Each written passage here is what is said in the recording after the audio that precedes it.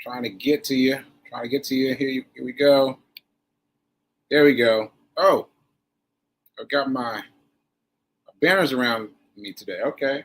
Haven't had that in a while. Okay, I was trying to finish up a cup of coffee. So here we go. Welcome to the Get Rich 101, the Get Rich 101 show. I'm your host. I'm Sekou Writes. I am also an author. I'm also of Hack Your Pain Now. Hack Your Pain Now. Picked it up from Amazon. All right. So thanks to New Thought Media Network for allowing me the space to grow, to present myself, to keep trying, and letting me know what happens. You know, like if I hadn't been doing this, I don't know what I would have been doing. But so thank you. New life.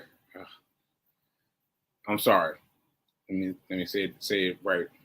New Thought Media Network. Thank you, New Thought Media Network. All right. Okay, so we're now convicted that that we are now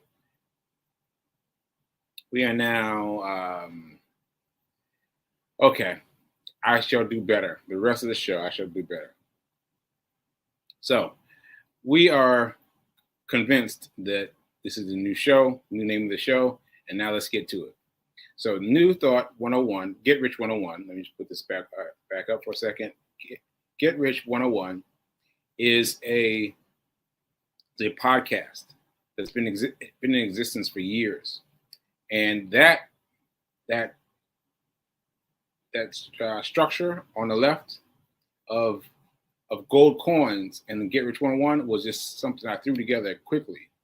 I threw it together quickly because I was like, it's not going to take much time, just a little something. And look at what we've done. I went and found that folder in my network of folders. And not only that, I found a flyer for an upcoming seminar, a Get Rich 101 seminar. And I was like, okay. All right, well, I'm just going to accept it. So I'm going to accept my current leg up on creating a marathon, not marathon. Got my chain too, but my method. Okay, so let's talk about money. Let's do our affirmation. Talk about money. Let's get started there. All right, millionaire. I am. Let me get it up. I'm so grateful and I am so happy and grateful to be a multi-millionaire in every area of my life. I am so happy and grateful to be a multi-millionaire in every area of my life. Ashe. Now that I've done that, I think it's very important that we also add an affirmation for us. I'm wealthy. I'm abundant. Well, let's choose one. Let's choose one together. Let's go with I am wealthy. I am wealthy. I am wealthy. Come on now. I am wealthy. Now, if you feel parts of your body fighting you on it, that's that old generation teaching locked in. And you've got to fight through it. So just do it every time. I am wealthy. Every time you see the show, at least I am wealthy, and just fight against that old school thinking. All right. So that leads us to the theme of today. Let's talk about money. Now, we're talking about money as it relates to Rich Dad, Poor Dad. Rich Dad, Poor Dad has, if you haven't heard of it, you don't know what you're missing. But it's funny for me. I've heard of it, but I am experiencing it for the second time, at least a second time, because I'm experiencing it now after my stroke, brand new. I said brand new, and in that way, I'm experiencing everything. Everything is brand new. Like I know how you read something and you haven't read it in a while and you come back to it. No, that's not it. It's like it's a brand new experience, a brand new experience, and so that's been interesting. So let me tell you about what I wanted to talk to you about. Um, Rich Dad Poor Dad. Oh, let me finish telling you for those who haven't heard of it. Rich Dad Poor Dad is about by Robert Kiyosaki. He is a Hawaiian man, and he was raised with two fathers. One, his blood father, and one, his foster father. You know, foster father. His best friend's father, and he saw in very crisp, like a crisp showdown. He was able to see the difference between how his father was handling things and how his friend's father was handling things. So this was very interesting because he got to see something that we never get to see, that you and I never get to see, because this is the thing. Like we've got a 8th grade dropout, which was his friend's father, and you got his father who's very happy. He's very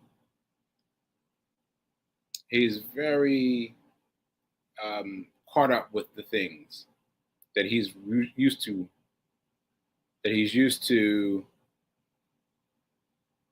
Sorry, I just got a text. I was replying to the text. So, so his foster father was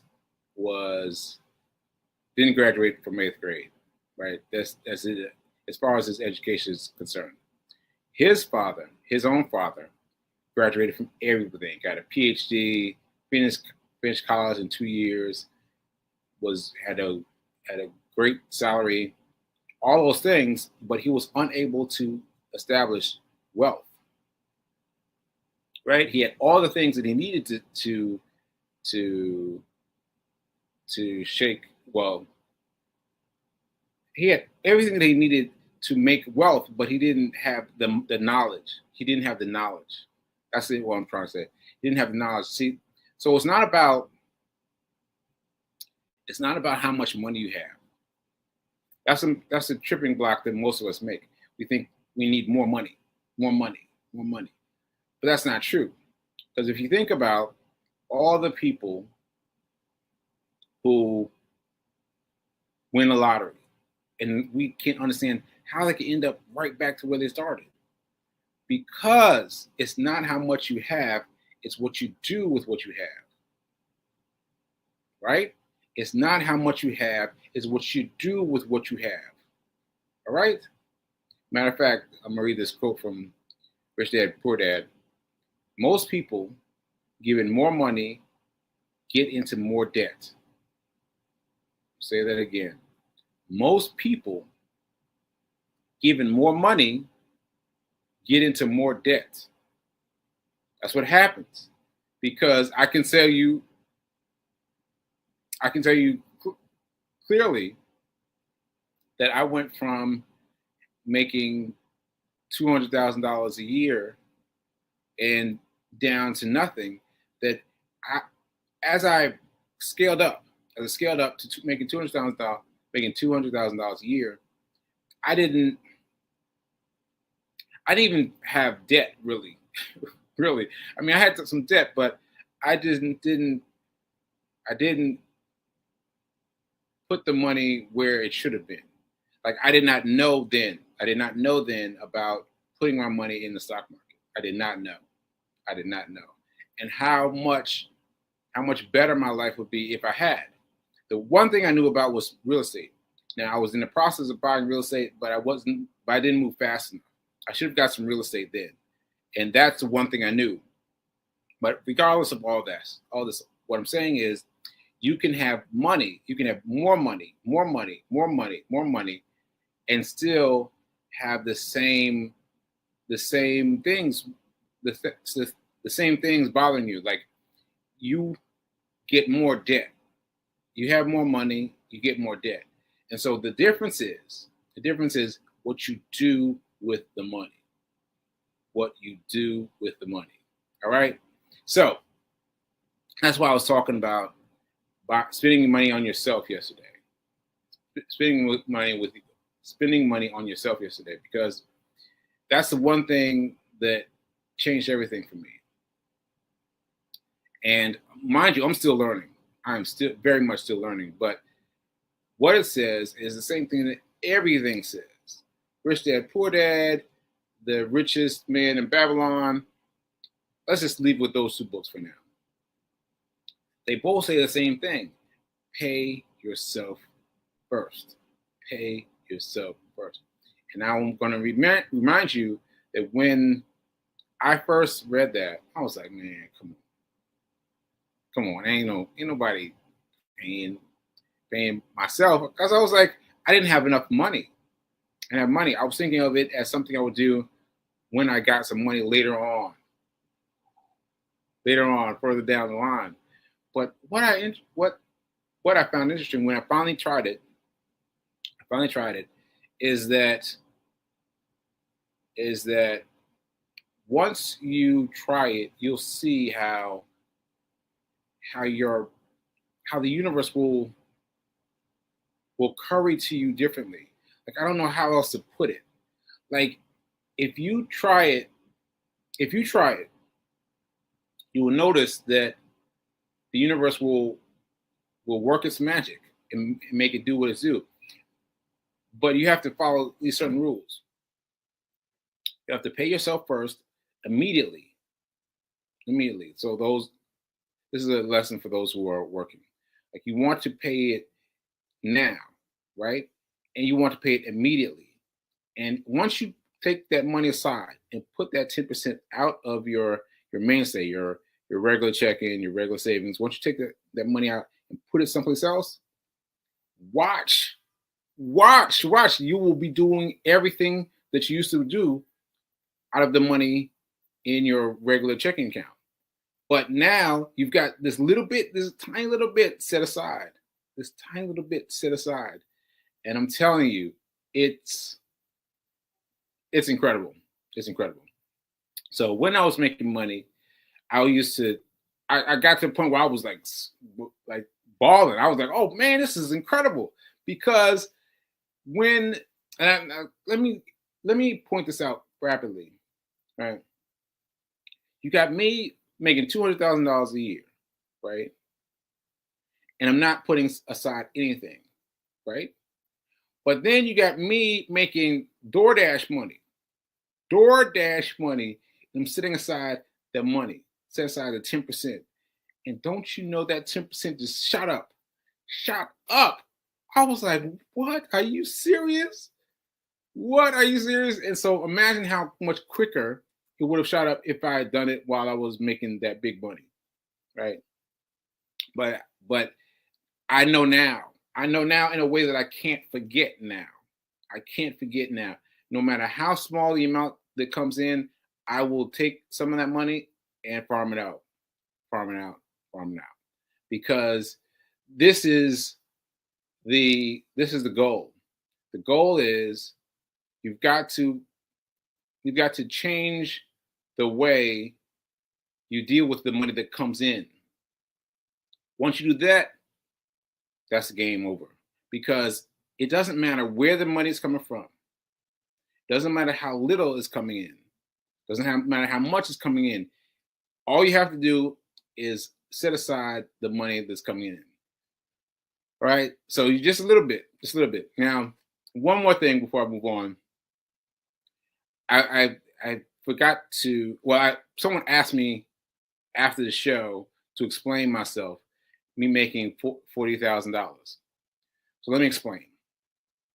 So $40,000. I almost made $40,000 because now this was my first stock purchase. Now this is my first stock purchase, so I was still feeling my way through and feeling it, still trying to feel it out, right? But I put in some money on AMC.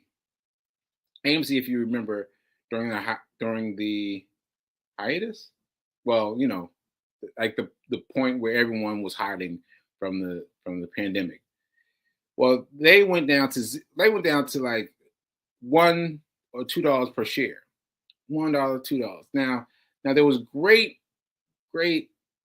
debate about whether or not they would survive, at all. Now, see, now it's like it's just whatever. But at the time, there was a great deal of discussion about whether or not they were going to live. So I bought a little bit.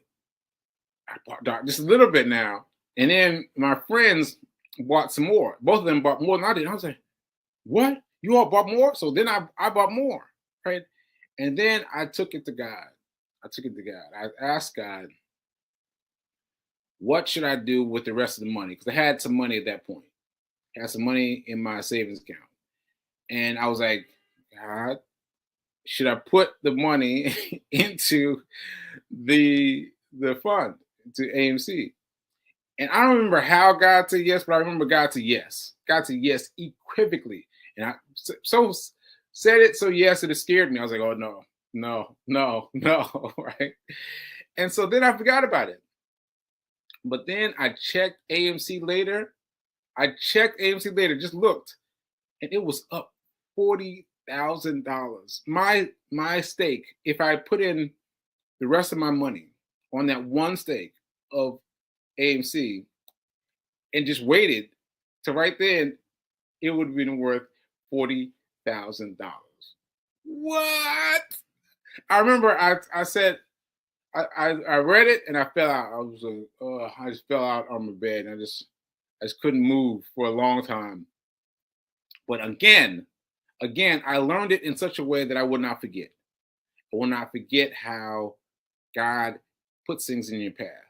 I will not forget how God leads you to things. I won't forget the difference between me trying to conjure something up and God trying to give me something real. Like I know these things now. And that's why I gave you that quote at the beginning of today's class. I am wealthy, because you have to decide. You have to decide that you are going to be wealthy. You are going to be wealthy. See, don't come in here and fool around with the lesson and just get a little bit of it. Just a little bit, just a little bit, just a little bit, just a little bit. No, you've got to own it. You've got to own it. You've got to say, I am going to be wealthy. I am wealthy. I am wealthy. I am wealthy. Because even no matter what age you are, no matter what stage you are, imagine how much money you can make now versus the time before. Because you can make money still just trying now. Like, how can I put that? You can still acquire some wealth now, even if you're behind 8 ball. Like, I am late in the game. But I am about to be rich, right? Rich. Say it with me. I am rich. Right? And so I'm drinking that in. And I'm doing more things that are led to me. Oh, this is important. Ooh, let me just get this right. So what I found is that the more I think about being rich, the more opportunities pop in my way. Like God puts things in my way that I wouldn't notice before. Things that I wouldn't have noticed before, He puts in my way. I'm like, that's interesting. That's something I've seen, all the days of my life and never thought about. So I'm gonna leave that one there. And we'll talk more about it. But hopefully you guys got something out of this. I wanted to recap my 40 grand story. I wanted to talk about you paying yourself. It works but you have to do it immediately and first. You have to do it immediately and first, and you have to do it to everything that comes in. Everything that comes in is yours to keep. Yours to keep. I just realized I was quoting The Richest Man in Babylon. Good book. Good book. So, what was I saying? About my See, I got confused by the fact that I was quoting it. But anyway, so I want you to remember that you got to pay yourself. You got to pay yourself first and fast. First and fast, and then forget about it. And then watch that money grow and grow and grow over time. And then we can talk about what to do with it. Then we can talk about what to do with it. Because I got some ideas. I got some ideas about what to do with it. All right. All right. Let me see what's happening with the comments. Let's see. Let's see. I attract wealth in many forms. I utilize my wealth wisely. That's good. That's good, Linda. Let me put this up. Let me put that up, Linda. That's good. That's good. I attract wealth in many forms. I utilize my wealth wisely. Ashe. Ashe. And remember, when I first started attaining wealth, abundance, when I first started attaining abundance, I started getting abundance in all these different ways. And I was like, wow, I'm getting abundance in these different ways. And yes, there are so many ways to attract abundance to you. And it's not just about money. It's about all these other ways that are attracting abundance to you. Abundance to you just enriching you. So yes, Ashe. Let's see. Thank you for tagging me. This is someone thanking Fee King. Yeah, Fee lights it up. I don't know how she does it, but she lights it up to different streams, different people who can check it out. But this is Am Over. Fee King, thank you for tagging me. 100%. All right. I am. All right, and then here's Reverend Mel. I am wealthy because God is my source. Ashe. Ashe. And I was texting with her yesterday, and I was like, yo, Mel, isn't it great to be able to do what she was doing yesterday with her daughter? And I was like, that's so crazy because I remember her, that place where she was talking about she was crying. I remember that place. It was like, when she said it sprung forth from my memory. I was like, oh yeah, I remember that place. And that place is so different from now versus then because it feels different. How can I say? Like the difference in my mind from the stroke is radically different. And so I see all these new things. These new things happen, and then old things happen like movies, right? And so it didn't occur to me until she said that she was crying in the parking lot, but then it opened my way back to that energy, and it's so much different than what she's doing now. I mean, I hope I didn't confuse you. I probably did, but I was really caught up with her energy and her ability to be able to do what she wants to do. That's it. Be able to do what she wants to do. All right. Let's see. What else we got? Let's see. I see lots of comments. I'm trying to read them though. I bought an RV. Okay. All right. 100 pandemic, COVID. I'm looking forward to people hearing and study how it went from. Oh wait. Fee is asking, I'm looking forward to people hearing the study of how you went from 200,000 to where you are now, to where you're going. Yeah. Yes. So basically,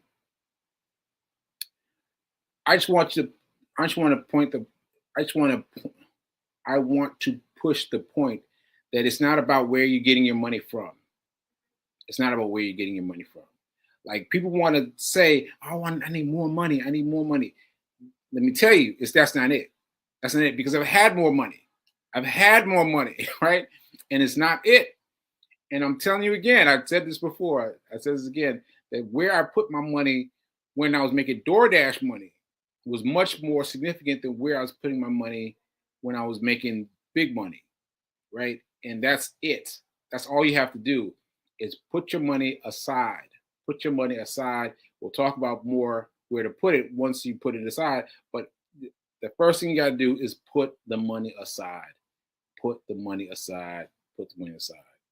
Ashe. Okay, so let me see. Let's see.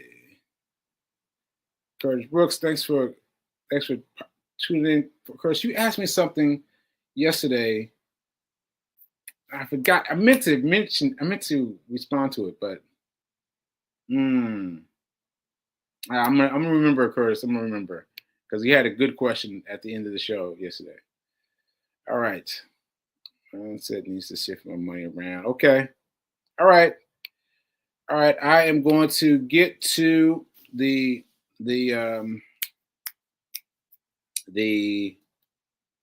announcements. The announcements. I want to show you. I don't know if I have time to show you now. Well, I want to tell you that I went running with Black Men Run New York City. My first time running with Black Men Run New York City. Now, people have been thinking that I've been running with Black Men Run all along, but I've been running with Black Men Run Nashville. I've been running with Nashville all the time, and this was my first time I ran with the men of Black Men Run New York City, and boy, they had me out. They had me out. They had me running fast and hard and all this stuff, and Fee said to make sure I told them that I had a stroke. But the way that we connected, there wasn't time to tell them that there was a stroke. And so I just had to kind of find my balance. And I found a balance that was much higher than I thought. I was much higher than I thought, much more than I thought I could do. I did. And so I want to keep running with them on Sundays or so. And yeah, keep doing it, because they really had me going. They had me going. All right. So I guess that's it for today. Thanks again for watching. Thanks again for this well, you guys can't see it on Instagram, but on Facebook, they've got this card. These what's it called? Oh, the chart right around me. That's pretty cool. All right, folks. I will see you mañana when we are still talking about the Rich Dad Poor Dad. Oh, no, I've got a confession to make about Rich Dad Poor Dad. I'll make that confession tomorrow. And yeah, and I will see you later.